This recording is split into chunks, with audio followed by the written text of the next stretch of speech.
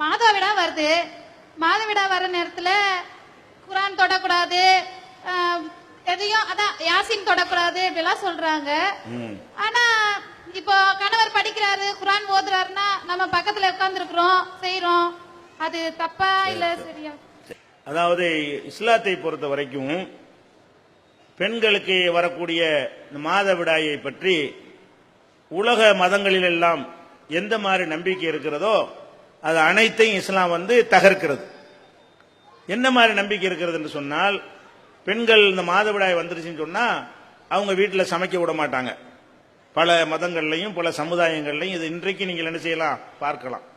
அது மாதிரி புலக்கடையில் ஓரமாக அவங்கள என்ன செய்வாங்க, அந்த நாட்களில் ஒதுக்கி வச்சிருவாங்க.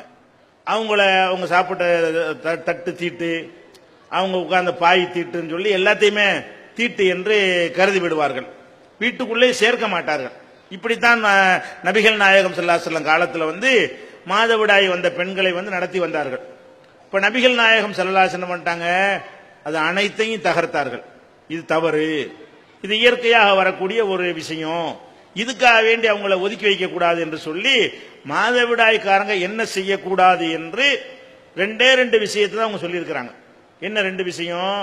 மாதவிடாய் நேரடியா சொன்னது ரெண்டு, மறைமுகமா ஒரு ரெண்டு வரும்.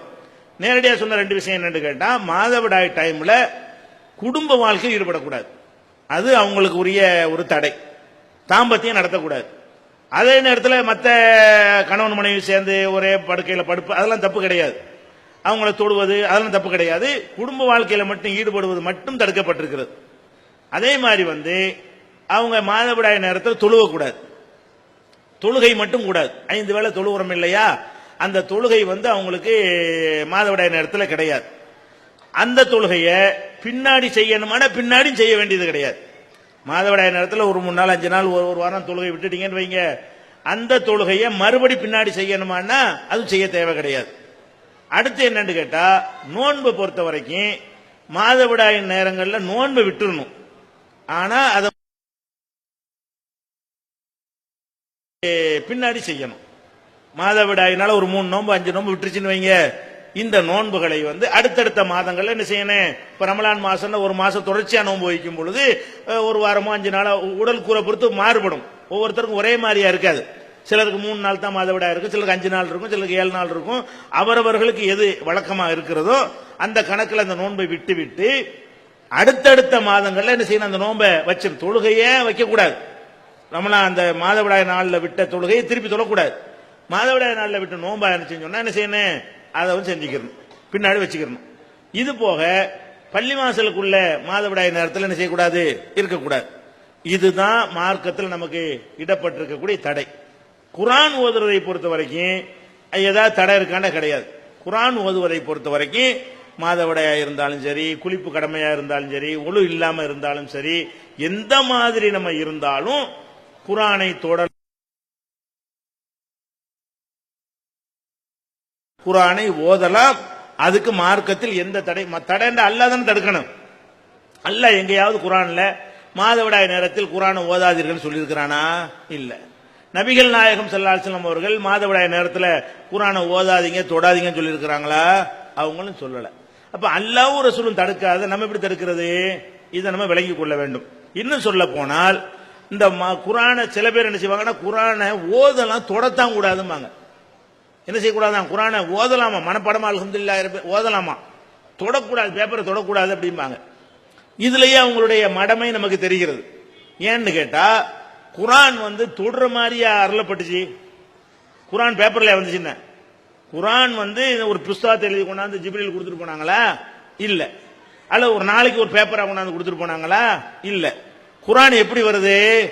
ஜிப்ரீல் அலைஹிஸ்ஸலாம் வர்றாங்க, அவங்க ஓதி காட்டுறாங்க, ரசூலுல்லாஹ் மனப்பாடம் பண்ணிக்கிறாங்க. அப்ப எப்படி ஓதுதலா தான் வருது. குரான் என்ன மாதிரி வருகிறது? குரான் வந்தது ஓதுவதாகத்தான் அல்லாஹ்விடத்திலிருந்து வந்துச்சே தவிர வரி வடிவமாக வரவில்லை, ஒளி வடிவமாகத்தான் வந்தது. இந்த வரி வடிவம் இருக்கிற எழுத்து வடிவம், எழுத்து வடிவத்தில் குரான் வரவே இல்லை. எப்படி வந்துச்சு?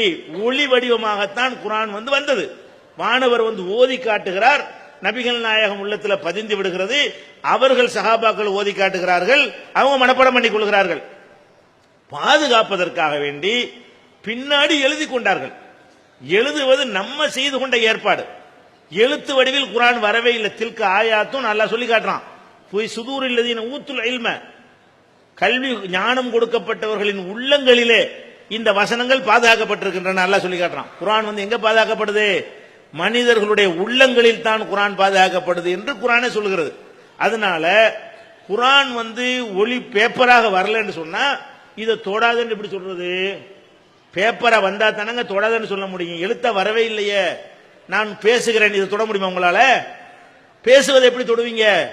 நான் எழுதின பேப்பரா இருந்தா தொட்டுருவீங்க. என் பேச்சை தொடுங்க பாப்பா, உங்களால தொட முடியுமா யாருக்காச்சும்? அல்ல நீங்க பேசுற பேச்சை யாராவது தொட்டுருவாங்களா? அப்ப குர்ஆன் வந்து தொடக்கூடிய விதத்தில் அருளப்படவே இல்லை என்பதை விளங்காமல் இவங்க குர்ஆனை தொடக்கூடாது என்று அறியாமையினால சொல்லுகிறார்கள். குர்ஆனை இன்னும் சொல்ல போன இந்த நேரத்தில் என்ன ஆகுதுன்னு கேட்டா, இந்த மாதவிடாய் வந்த நேரத்தில், குளிப்பு கடமையான நேரத்தில் அவங்களுக்கு தொழுக முடியாது.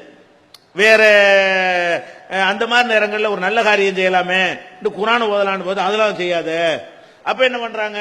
அப்ப குமுதம் வாங்கிட்டு வா, அப்ப ஆனந்த விடம் வாங்கிட்டு வா. இது இந்த இவங்களா போட்ட சட்டத்தின் காரணமாக குர்ஆனை படிக்க கூடாதுல, அப்ப பாவத்தை படிப்போம் நிறைய அப்படின்னு சொல்லிட்டு இந்த கதைகளையும் கப்சாக்களையும் படிக்கிறதுக்கு நேரத்தை ஒதுக்கி கொண்டிருக்கிறார்கள். அதனால குர்ஆனை ஓதுவதில் எந்த ஒரு நேரத்திலையும் நம்ம வந்து தடை கிடையாது. எல்லா நேரங்களிலும் நீங்கள் குர்ஆனை ஓதுங்க, குர்ஆனோட தொடர்பு வைத்துக் கொள்ளுங்கள். தமிழாக்கத்தையும் படிக்கலாம், அரபியும் படிக்கலாம், மொழிபெயர்ப்பையும் படிக்கலாம், அது தொடலாம். அதுக்கு எந்த விதமான தடையும் மார்க்கத்தில் குர்ஆன் ஹதீஸ்ல தடுக்கப்பட்டது கிடையாது.